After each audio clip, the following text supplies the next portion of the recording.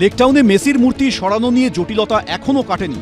এরই মধ্যে শুক্রবারের প্রবল ঝড়ে ফের দুলে উঠল ৪৪ ফুটের বিশাল মূর্তি। লেকটাউনে মেসির এই মূর্তি যে কোনো মুহূর্তে ভেঙে পড়ার আশঙ্কা তৈরি হয়েছে। প্রশাসনের তরফে মূর্তিটি নামানোর সিদ্ধান্ত নেওয়া হয়েছে, কিন্তু প্রায় দোতলা সমান উঁচু কাঠামোর উপরে বসানো এই বিশাল মূর্তি কিভাবে অক্ষত অবস্থায় নামানো হবে সে নিয়ে এখনও কোনো সমাধান সূত্র বেরোয়নি। আপাতত মূর্তিটি দড়ি দিয়ে বেঁধে রাখা হয়েছে।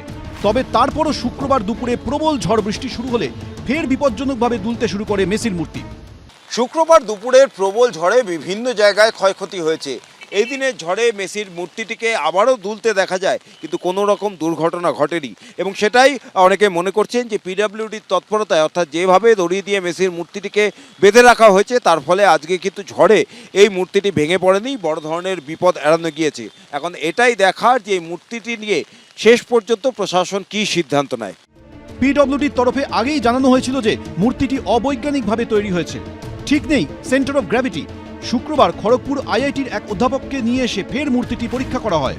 বিশেষজ্ঞরা মনে করছেন উচ্চতার কারণেই এই বিপজ্জনক পরিস্থিতি তৈরি হয়েছে। সেক্ষেত্রে মূর্তিটি অক্ষত অবস্থায় নামিয়ে অন্যত্র সরানো হতে পারে। সূত্রের খবর, বিশেষজ্ঞদের একাংশ পরামর্শ দিয়েছেন মূর্তিটি নামিয়ে নিচের কাঠামোর উচ্চতা কমিয়ে ওই জায়গাতেই স্থায়ীভাবে বসানো হোক।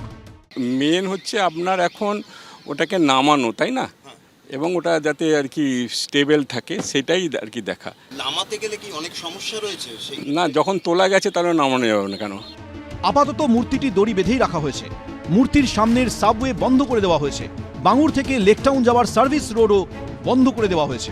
ব্রতদীপ ভট্টাচার্য, এবিপি আনন্দ, কলকাতা। 5 বছরের কম চাকরি রয়েছে এমন বাদ দিয়ে দেশের সমস্ত প্রাথমিক শিক্ষকদের টেট পাস করতেই হবে। 2025-এর 1 সেপ্টেম্বর মহারাষ্ট্রের একটি মামলায় এমনই নির্দেশ দিয়েছিল সুপ্রিম কোর্ট। শুক্রবার সেই সময়সীমা 1 বছর বাড়াল সর্বোচ্চ আদালত। এতদিন শিক্ষকদের ক্ষেত্রে টেট পাশের নির্ধারিত সময় ছিল 2027 সালের 31শে অগস্ট। সুপ্রিম কোর্টের নির্দেশে তা বেড়ে হল 2028 সালের 31শে অগস্ট। এই সময়ের মধ্যে কর্মরত সব শিক্ষককে টেট পাস করতে হবে। তবে এ নিয়ে মিশ্র প্রতিক্রিয়া তৈরি হয়েছে শিক্ষক মহলে। রাজ্য ও কেন্দ্রীয় সরকারের কাছে সমস্যা সমাধানের জন্য পদক্ষেপ করার দাবি জানিয়েছে বিভিন্ন শিক্ষক সংগঠন।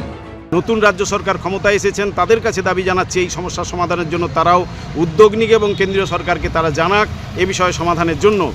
1 বছর আগের নির্দেশে সুপ্রিম কোর্ট বলেছিল যে প্রাথমিক শিক্ষকদের 5 বছরের কম চাকরি রয়েছে তাদের টেটে বসতে হবে না। তবে ওই শিক্ষক যদি পদোন্নতি চান তাহলে টেট পাস বাধ্যতামূলক। তবে যাদের 5 বছরের বেশি চাকরি রয়েছে তারা টেট দিতে না চাইলে চাকরি ছাড়তে হবে। তবে সেক্ষেত্রে তিনি অবসরকালীন সমস্ত সুযোগ সুবিধা পাবেন। এই নির্দেশকে চ্যালেঞ্জ করে একাধিক রিভিউ পিটিশন দায়ের হয় সুপ্রিম কোর্টে। সেসব মামলায় এদিন সুপ্রিম কোর্টের বিচারপতি দীপঙ্কর দত্ত টেট পাসের সময়সীমা আরও 1 বছর বাড়ালেন। সুপ্রিম কোর্টের এই নির্দেশের পর কেন্দ্রীয় সরকারের বিরুদ্ধে মুখ খুলেছে শিক্ষক সংগঠনের একাংশ। কেন্দ্রীয় শিক্ষামন্ত্রী ধর্মেন্দ্র প্রধান কলকাতায় এসে নির্বাচনের আগে প্রতিশ্রুতি দিয়ে গিয়েছিলেন আমরা সরকারে এলেই আপনাদের ব্যাপারটা দেখব। কিন্তু দুর্ভাগ্যজনক হলো সত্যি যে এই যে রিভিউ মামলা হলো সেখানে সুপ্রিম কোর্টে কেন্দ্রীয় সরকারের পক্ষ থেকে কোনো উকিল ছিল না, এনসিটির পক্ষ থেকে কোনো উকিল ছিল না। তাহলে তারা কি পেছন থেকে ছুরি মারলো? তারা মুখে এক ধরনের কথা বললো, কাজে কিন্তু এক ধরনের কাজ করলো, এবং এটা শিক্ষক সমাজের সঙ্গে কেন্দ্রীয় সরকারের প্রতারণা বলে আমরা মনে করি। বিজেপির শিক্ষক সেলের তরফে অবশ্য আশ্বাস দেওয়া হয়েছে, যাতে রিক্রুটমেন্ট যে কোনো সময় হোক না কেন, রিক্রুটমেন্টের বিজ্ঞাপন 29/7/2011 মধ্যে হয়ে গিয়েছিল, তাদের টেট দিতে হবে না।